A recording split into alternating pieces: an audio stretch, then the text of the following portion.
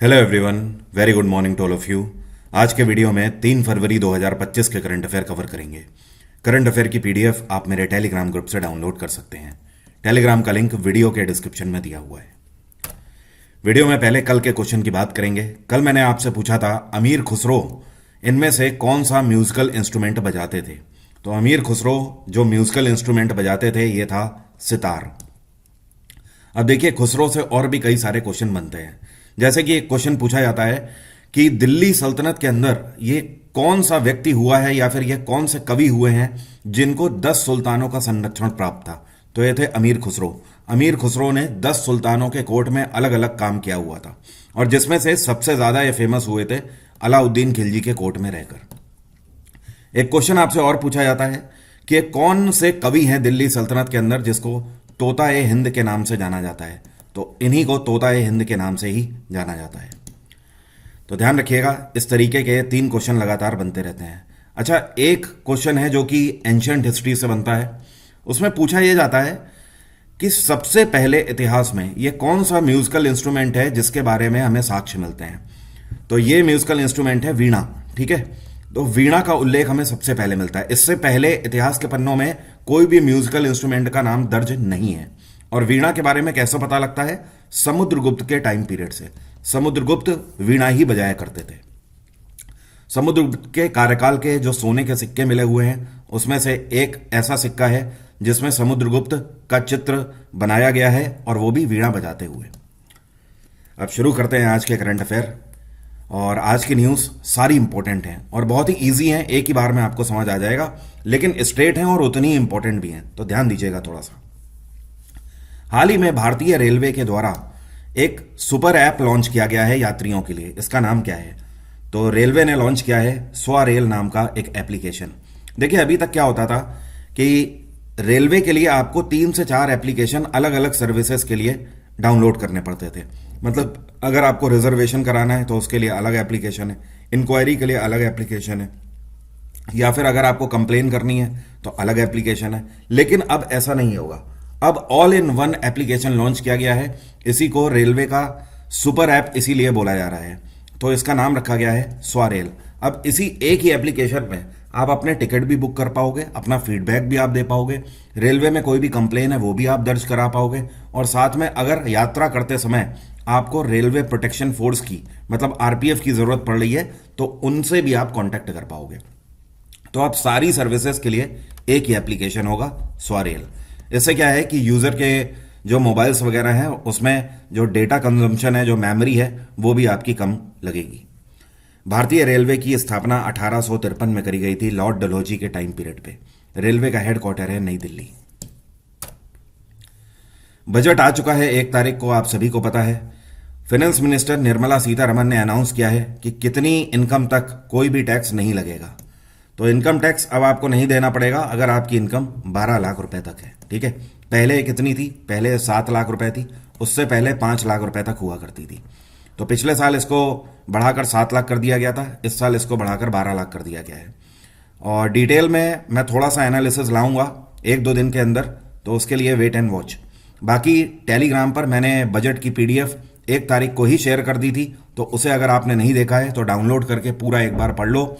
बिल्कुल precise form में दिया हुआ है और पॉइंट टू पॉइंट मैंने दिया हुआ है कि किसी को भी आसानी से बजट समझ में आ जाए।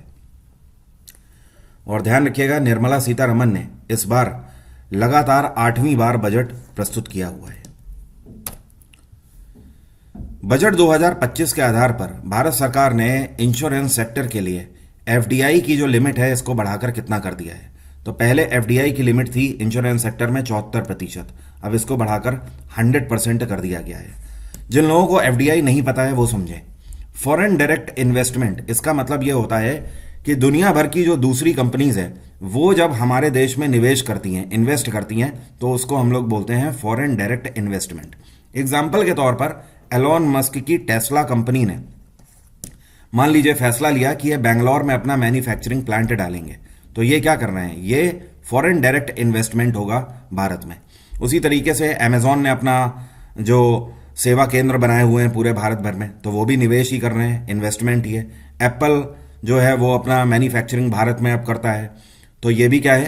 एफडीआई ही है। उसी तरीके से अभी तक क्या होता था कि भारत के इंश्योरेंस सेक्टर में जो फॉरेन की कंपनीज हैं वो 74% तक हिस्सा ले सकती थी, लेकिन अब प्राइवेटाइजेशन को गवर्नमेंट ने बढ़ावा दिया है और इसके तहत 100% उनको आज़ादी दे दी गई है। इसका सीधा सा मतलब आप ऐसे समझ लीजिए कि अभी तक एक क्लॉज होता था कि बचा हुआ जो 26% है ये 26% पे निवेश सिर्फ और सिर्फ भारतीय कंपनियां ही कर पाएंगी, लेकिन अब गवर्नमेंट ने इसको खत्म कर दिया है और इसको खत्म करके 100% एफडीआई दे दिया है कि मतलब अगर विदेशी कंपनियां पैसा रखती हैं और भारत में निवेश करना चाहती हैं तो वो 100% इंश्योरेंस सेक्टर को एक्वायर कर सकती हैं निवेश करके। 2025 में केंद्र सरकार की तरफ से रक्षा मंत्रालय के लिए कितनी धनराशि आवंटित करी गई है? तो इस बार के बजट में 6.81 लाख करोड़ की धनराशि आवंटित करी गई है।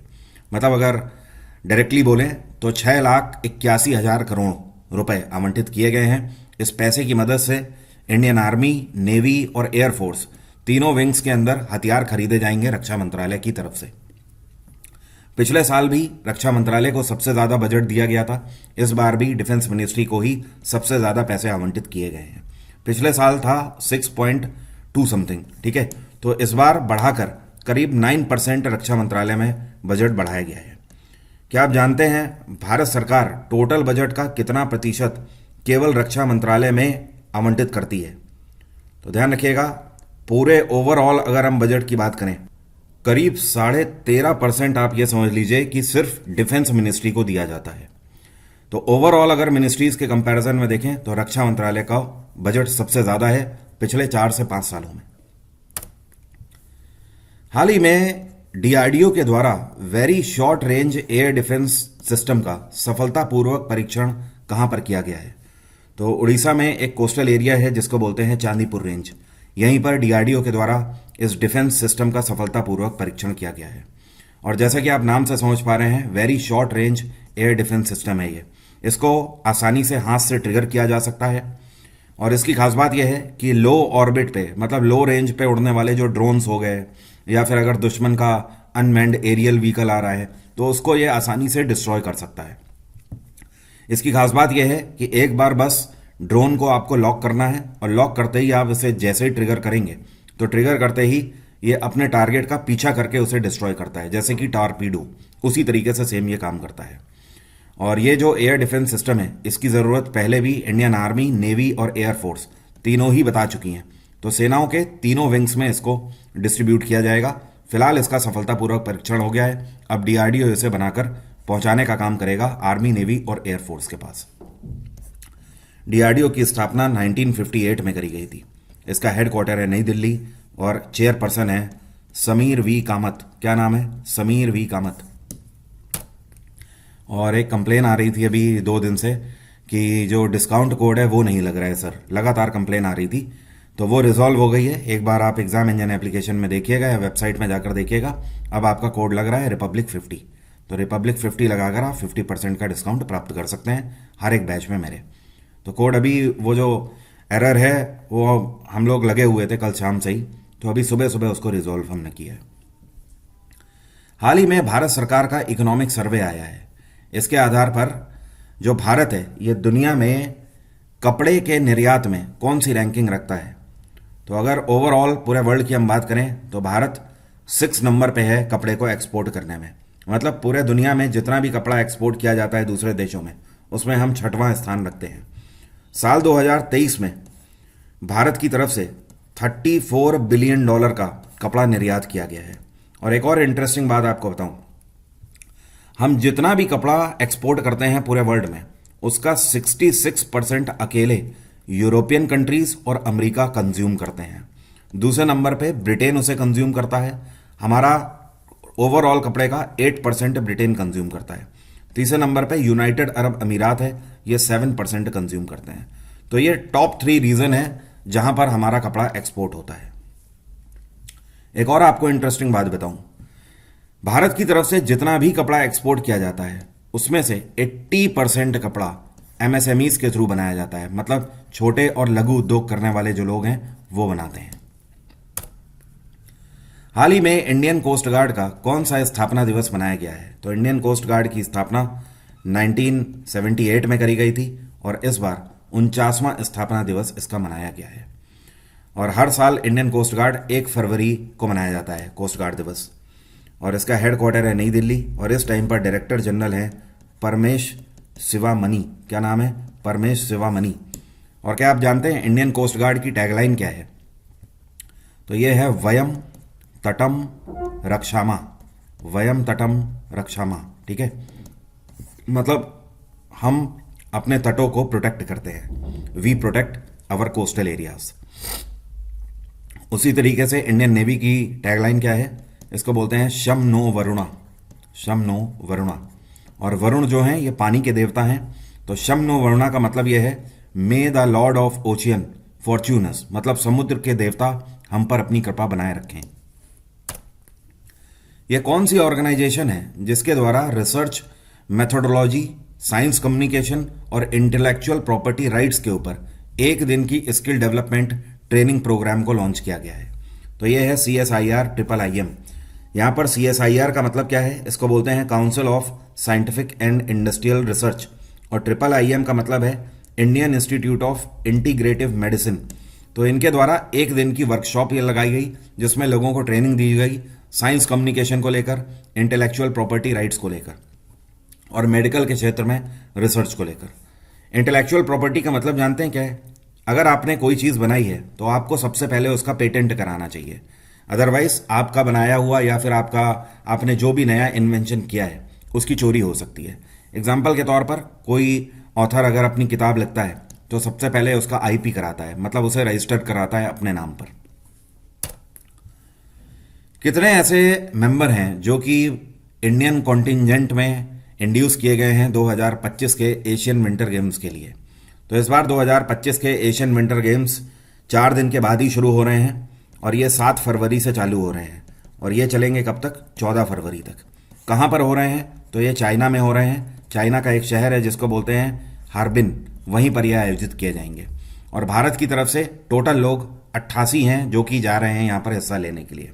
इन 88 में से 59 एथलीट हैं, मतलब खिलाड़ी हैं, और बाकी बचे 29 जो हैं वो टीम ऑफिशियल्स हैं, जैसे कि कोच वगैरह हो गए, रेफरी हो गए, स्टाफ हो गया, वो सभी लोग।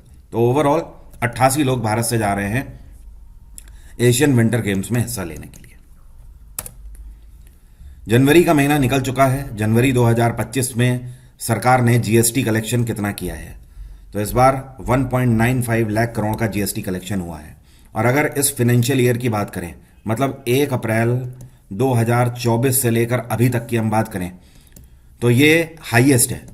पिछले 1 साल में किसी भी महीने में इतना GST कलेक्ट नहीं हुआ है। अगर दिसंबर के महीने की बात करें तो ये था 1.77 लाख करोड़, और उससे पहले नवंबर के महीने में यह था 1.82 लाख करोड़। लेकिन इस बार करीब 2 लाख करोड़ के आसपास GST कलेक्ट हुआ है। और भारत सरकार ने जो GST को लागू किया था, यह पहली बार 1 जुलाई 2017 में पूरे भारत में लागू हुआ था। हमारे संविधान में आर्टिकल 279A में GST का प्रावधान है। GST बेसिकली 3 तरीके का होता है।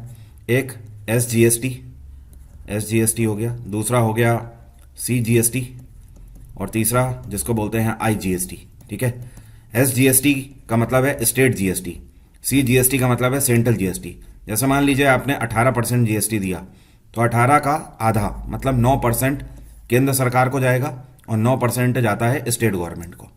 IGST का मतलब है इंटर स्टेट GST। अगर आप एक राज्य से दूसरे राज्य में व्यापार कर रहे हैं या फिर अपने देश से दूसरे देश में एक्सपोर्ट इंपोर्ट कर रहे हैं, उस केस में आपको IGST भी देना होता है। हाल ही में आंध्र प्रदेश सरकार के एडवाइजर के रूप में किसको अपॉइंट किया गया है? तो जो आपको पिक्चर में दिख रहे हैं ये हैं फॉर्मर DGP RP ठाकुर। अब ये हालांकि अब तो रिटायर ये हो चुके हैं, लेकिन ये रिटायर हुए थे DGP की पोस्ट पर, डायरेक्टर जनरल ऑफ पुलिस की पोस्ट पर, और हाल फिलहाल में ही ये रिटायर हुए थे। उससे पहले एंटी करप्शन ब्यूरो में डायरेक्टर जनरल भी रह चुके हैं। प्रेसिडेंट की तरफ से पुलिस मेडल से भी इनको सम्मानित किया जा चुका है इनकी उत्कृष्ट सेवाओं के लिए। तो क्योंकि अब रिटायर हो चुके हैं तो इनकी कैपेबिलिटीज़ के बेसिस पर आंध्र प्रदेश सरकार ने इनको एडवाइज़र के तौर पर अपॉइंट किया है। आंध्र प्रदेश में इस टाइम पर मुख्यमंत्री हैं चंद्रबाबू नायडू और यहाँ के गवर्नर हैं S. अब्दुल नज़ीर। ये कौन है जिनको इजराइल सरकार के द्वारा इजराइल की डिफेंस फोर्सेस के चीफ ऑफ स्टाफ के रूप में अपॉइंट किया गया है? तो ये हैं इनके कमांडर जनरल इयाल ज़मीर। क्या नाम है? इयाल ज़मीर।